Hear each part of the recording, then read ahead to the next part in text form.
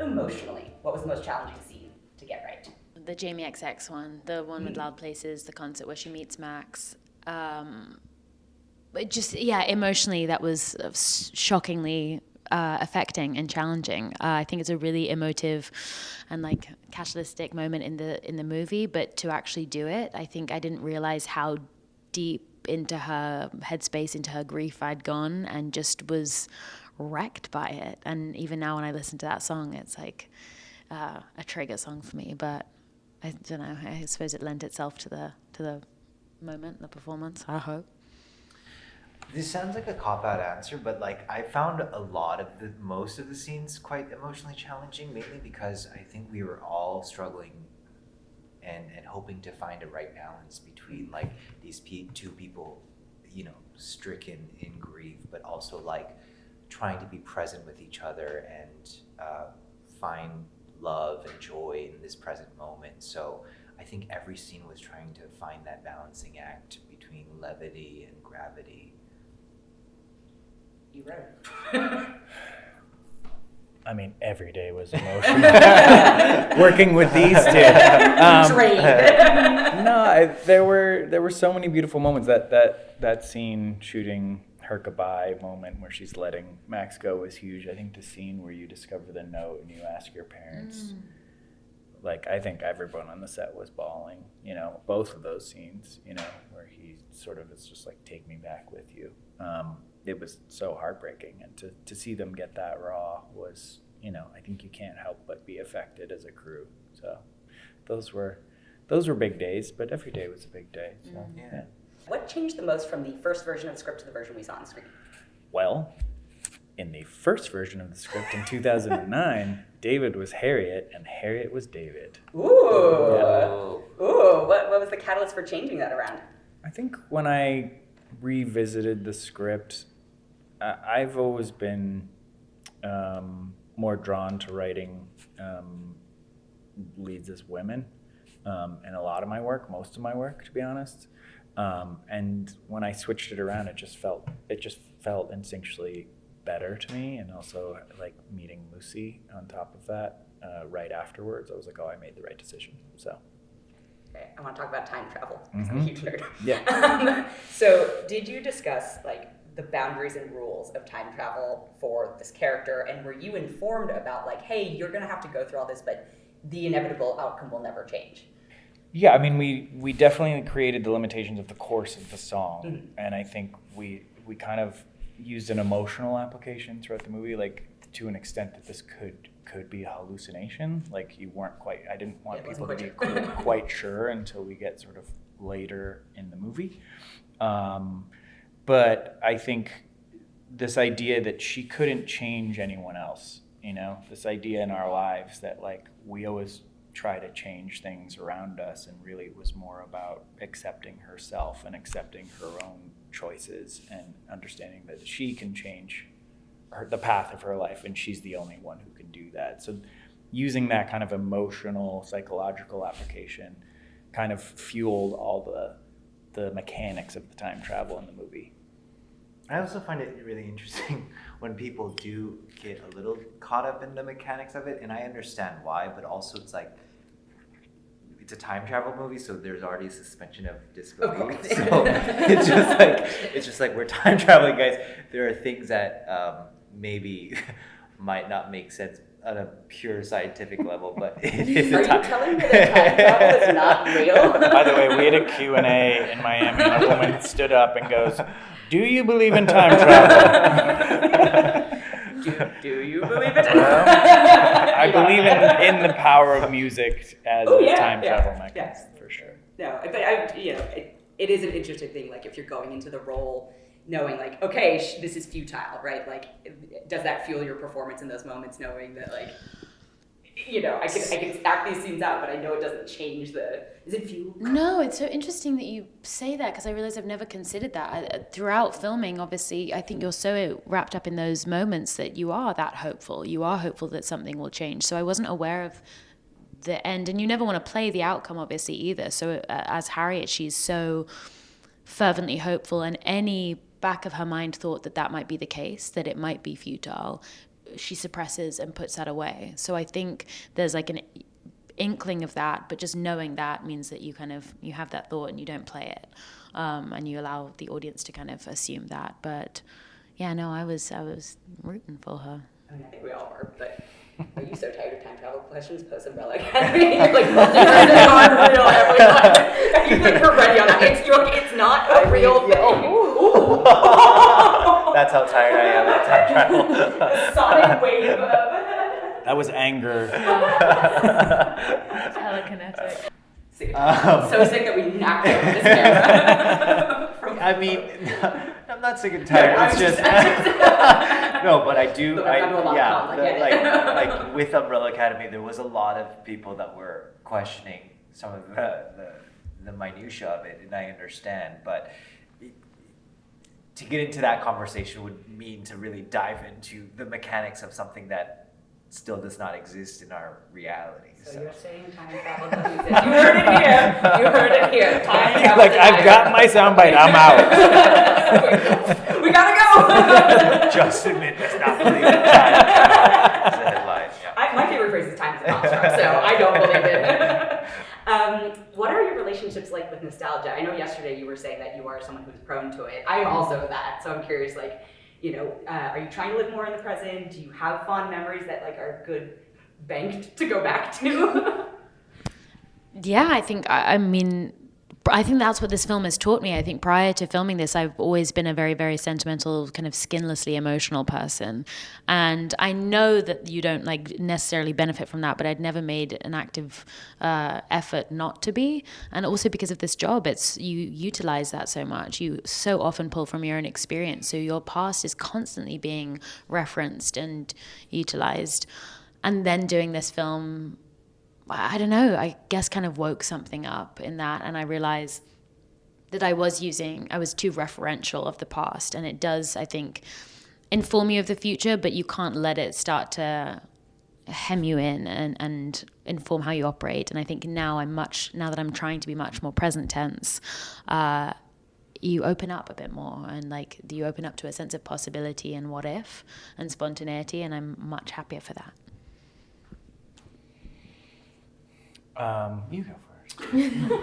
I am very bad about nostalgia in the sense of, I get lost in it. I'm a voracious journaler, so I journal is essentially every day, and I have for the last 8 or 9 years. And so there are definitely days where I will spend the entire day going back to some of my old journal entries and just rereading them and reliving those moments. Those moments in time. Totally doing that. Do you have like middle school or like earlier journals from your life? Because I revisited some of mine, and It's dark. So one of them was like, haha, Friends finale was on today. I was like, this was the most important thing in my life, apparently, this day.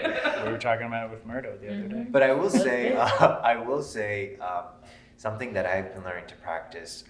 I've been kind of dipping my toes into Stoicism, and there's a concept called prospective retrospection, which is this idea of like being nostalgic about the present moment, which is like being in the present moment, but then understanding that you're going to be nostalgic about this, and that has been really helpful. Like right now, I'm going to remember this moment of us sitting in this room and doing this interview.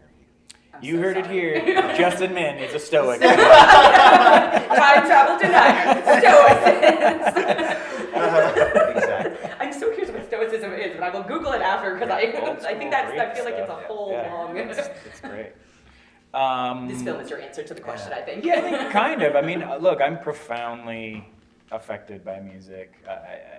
It is. I keep saying it, but it's a nostalgia machine for me. So I definitely have always tried to live in the present and, really embrace new experience and be better at that, because I can so easily be sucked into the past and into memory. And, I think we all spend our lives trying to find the healthy balance of what that is. And music is definitely can take you on one side of it and it can take you on the other. And that's the incredible power of the medium. What is balance? No. Yeah. What's this word balance? English, I know. What is the most unorthodox place you've ever met someone who's important to your life? Doesn't have to be romantic, but obviously like a grief group is, pretty unorthodox. Maybe it's not. I don't actually know, but I've met many people in the restroom. You're gonna have to elaborate on that soundbite for your own sake. You heard it here. That's gonna be the title of this article. You heard it here. I promise not to do that. so many headlines. No, it's just people who happen to recognize me from something and are nice enough to like say hello, but it's just so awkward in the context of being in a restroom. And they're just, that's probably been the most interesting awkward place. And you have to do the like wet hand, awkward handshake. Yeah, or like I hope it is wet. Exactly, you're judging. Yeah. God, I don't know mine. Unorthodox place. Gig. Yeah, my boyfriend's a musician. And I met him at his gig, and it was so stupid. Like the crowd parted, and we made eye contact, and like it was after filming this movie. It was like pathetically reflective mirroring of this. But yeah, I guess that's kind of it was novelty in my life. Orthodox. Yeah. At least for fairy tale-ish, actually. Almost. Yeah, exactly. It's pretty dynamite. It's funny. I was like in Detroit 2 weeks ago for work, and I was in a hotel lobby, and this is re-meeting somebody, but it was like someone I know very well, who like just in that random context was so just wild for both of us, because I'm like, I'm in Detroit and I'm in this hotel lobby, and I kind of like looked at him and he looked up at me, and we kind of just were speechless for 10 seconds, and I was like, what the hell? And he's like, what the hell? And I think that was the randomness and of that like connection, and that out of the context of our lives where we usually are was just more crazy than. I asked you yesterday your first CD. I am curious. What is the first film that you saw in theaters that you remember going to? A Bug's Life. My dad Such a was good invited to like the movie. premiere of A Bug's Life for some reason, and so I got to see it. Like, and they used to go all out and like decorating shit, so it was wild. I don't remember how young I was, but young enough to be like enthralled by it, and it's a great It's a film. great film. Still quotable to this day. Absolutely. I'm sure I went to a movie theater before this, but the one that seared into my memory is Titanic. And my parents covered my eyes during the sex scene. But I do, as a child, you remember these things. I remember the hand, the hand on the steam Oh my tag. God. Yeah. So then that was the end of the sex scene. But then I opened my eyes. with the I hand. want you to have journaled about this so Go back to bad. 97. Yeah, and find exactly. that. My awakening. Dear Please diary, follow up. what My did I just see? There was that hand and steam. And a bow. But I mean, obviously that movie is amazing. So It's so good. It's great. E.T. Ooh. Yes, E.T. was the yes, first, yes. and I was I think it was 86th Street in New York City, and that movie destroyed me as a child. I was so heartbroken when E.T. was sick, and it just still haunts me. Such a great, Have you had a Reese's Pieces since? definitely. Anything In honor of. peanut butter and chocolate, The perfect combination. perfect combination. So. Growing up, who were your favorite fictional characters? oh, good question. Did you guys have the cartoon Recess? Yes. Yes. TJ. He was like my first crush. Calvin from Calvin Oh Hobbes. my God, that's such a good one That's a too. big one. Were you more Calvin-like or were you more Hobbes-like? And who was your Hobbes, if so? Well, my little brother was definitely, we kind of interchanged. Like, although I would probably make him, he was more devilish. So I feel like he was more Calvin and I might have been more Hobbes. But yeah, Calvin and Hobbes was huge. The one that comes immediately to me is like the Boxcar Children. Oh. It was a very popular series in the U.S. where these group of orphans, or they lost their parents and they're just siblings, and they live in a boxcar and they sort of like create this life for themselves. And I always thought, A kid's show? I remember, It's books. It's books. It's Yeah, books, it's books. yeah. Yeah. Books. and I was like, oh, that would be so cool. In retrospect, very dark Very premise. dark. Once So again. It really did, but I know exactly what you're Yeah, talking about, right? It's yeah. like the way they described all this stuff, like, ooh, they found like a pan, and so they boiled water and didn't get dysentery. Yeah. I don't want dysentery. Don't kids? Yeah, I know. That's it. I've not thought about the boxcar children in a very long time. This is a specific question for you. Sorry, fellow minority. What is the first time you felt represented on screen, if ever? I mean, I had a couple of awakenings. I think the first time growing up, my parents watched a lot of Korean dramas, so I saw people who looked like me on screen, but obviously from another part of the world. And then I would say the second awakening was like when I first dove into like Wong Kar-wai's work, and I was just so enamored by Tony Leung and just seeing how incredible these actors were on screen and how they just held and captivated the fullness of that. And so yeah, those were the first couple of times. Oh, and then I would say the most like seminal would be the Joy Luck Club. And Rosalind Chow, who Ned knows and is one of my closest friends now, I always like tell her like that movie changed my life, and it really did. Here's another deep one. How do you define personal success now, and how has that changed from when you were younger? You can consult your childhood journals if you need to. God, I wish. I don't know. I think I've always kind of allowed myself to like redefine it.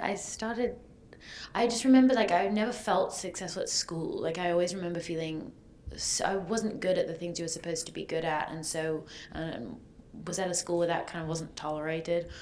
And so then, and got into acting really young. And I think growing up in the UK and that side of the industry, you're not like rewarded in the same way, I think, in like Hollywood or anything. So it was just like a job. But it was so satisfying, and you had the same responsibility as the adults of like come with your work prepared, and you represent you. And you were spoken to as an adult, and like you were contributing in the same way. So it was really like validating in that sense that you felt like a worthy contributor, and what you had to offer was worth something. And so that, against the contrast of then going back to school and realizing the way teachers can speak to you, it was wild. And so then that kind of shifted how I determined self-worth and success. And I think that then allowed me to be slightly more interpretive of it as I got older. Like it constantly changes. And the goal is always just like, whenever I stray from this, it's like, just redefine it for yourself. What do you want? Rather than being deterred by, great to like get inspiration from examples, but not be tied to that road that someone else has taken. I think to focus more on process rather than outcome. I think the creative act and just really getting lost in the creative act of making something and making more and just like continuing to write and create.